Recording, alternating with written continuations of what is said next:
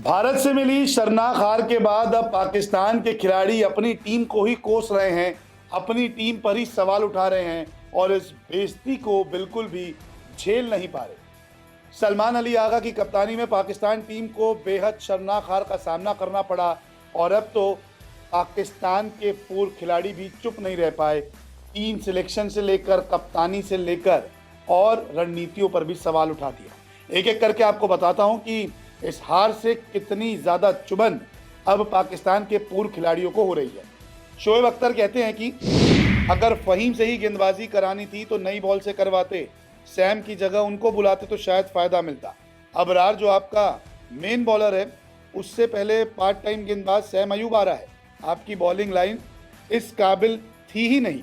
अगर पाकिस्तान की team 200 run भी बना लेती तो ये गेंदबाज वो डिफेंड नहीं कर पाते और पाकिस्तान की गेंदबाजी में किसी तरह की कोई बात नज़र नहीं आई।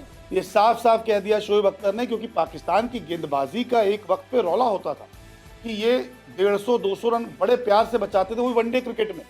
लेकिन आज देख लीजिए, अभिषेक शर्मा ऐसा बल्ला घुमाते जैसे कोई नेट बॉलर गेंदबाजी कर रहा है। तभी भड़क गए हैं शोएब अख्तर। इसके अलावा एक और तेज गेंदबाज पाकिस्तान के पूर्व कप्तान वसीम अकरम भी अपनी भावनाओं पर काबू नहीं रख पाए। उन्होंने भी कड़वे शब्द बोल दिए और कह दिया कि मैं अपने दिल की बात कहूँगा, पाकिस्तान को खेलते देखना मुश्किल है। एक पूर्व खिलाड़ी होने के नाते मैं खेल के उस हिस्से में जीत और हार को समझता हूँ, लेकिन पिछले 4-5 सालों में भारत ने हर विभाग में पाकिस्तान को मात दी है। 1-2 बार हम यहाँ वहाँ जीते हैं, लेकिन भारत का प्रदर्शन अविश्वसनीय रहा है। प्रतिभा, गहराई, सब कुछ।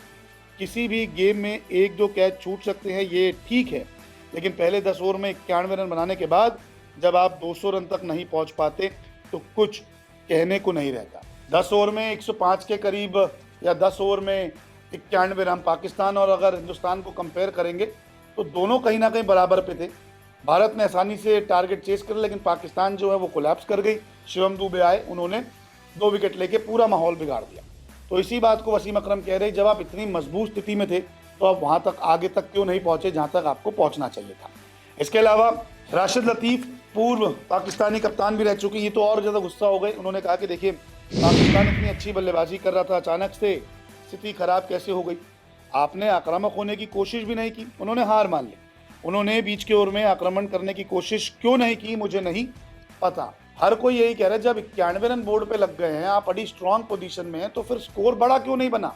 आपको ऐसा क्या हुआ जो आप बैकफुट पर आ गए। आप 30 गेंदें खाली छोड़ देते, रन नहीं बना पाते, आप प्रेशर में आते हैं।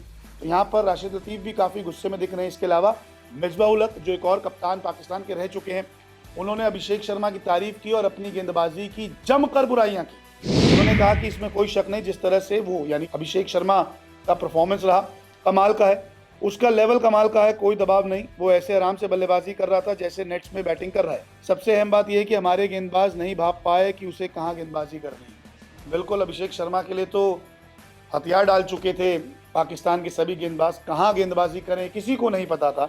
जहाँ भी गेंदबाजी कर रहे थे, अभिषेक शर्मा बाउंड्री के बाहर गेंद को पहुँचा रहे थे।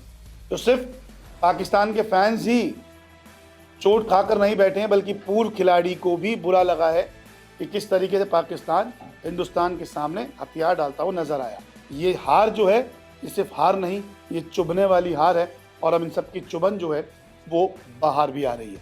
अब देखते हैं कि क्या एशिया कप 2025 में भारत और पाकिस्तान का फाइनल में मुकाबला हो पाता है या फिर नहीं।